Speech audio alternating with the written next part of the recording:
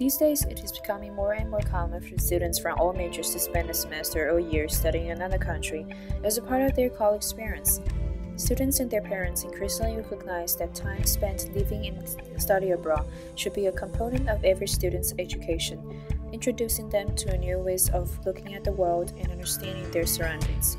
Study abroad can lead to personal and professional growth and the acquisition of valuable skills including adaptability, communication, patience, cultural awareness, problem-solving, observation, confidence, and awareness of global issues. Miami University offers hundreds of opportunities in dozens of countries for students of all academic majors, including business, education, fine arts, science, social sciences, humanities, foreign languages, and engineering. Over 1,900 Miami University students have some kind of study abroad experience each year, and there is an increasing tendency for the number of students to study abroad in the next year. When you're thinking about study abroad, the first thing to consider is where you go. So, have you ever studied abroad before? No. No. If you ever had the chance to study abroad, what's your top 3 cities choice? Luxembourg, Australia, and Beijing. Beijing. Hi. Have you studied abroad before? So, where did you go? I went to France, Prague, and London. So, other than these cities you have been before, do you have any other cities you have in mind? I think I'd like to try China. China. What's your choice of city to go? Like in China? Yeah. Probably Hong Kong or Beijing. Okay. Right. Have you ever studied abroad before? No, but I'm actually going this summer over to Europe. Summer? Yep. So, other than Europe, what's the top 3 cities choice?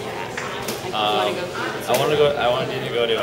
I'm going to Spain. I thought about going to Luxembourg, and I also looked into the Costa Rica program. Yeah. I'd probably say Barcelona, Prague, or maybe Berlin. It has been a major trend that students would like to pick all these big or popular cities. All these places are highly recognized by the world. However, major cities that most people go to may not be the best one that will meet all your study abroad needs. Since all these cities are being more and more standardized nowadays, you're actually missing many values for study abroad, like communication with local citizens, experiencing the cultural gap, facing the current global issue. Why not go to a different city? So let's meet Jack and learn how he thinks about study abroad. Thank you for your time. And I heard that you want to go to China for study abroad. So why do you want to go to China?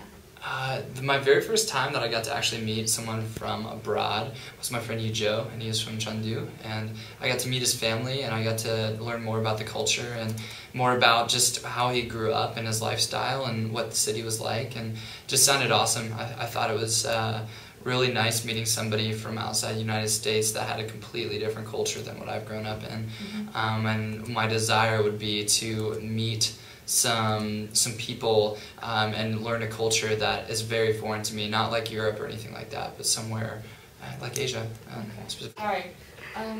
When you think of China, what big cities come into your mind? Initially, I think of like Shanghai and Beijing and Hong Kong. Really none others that I really know of. So,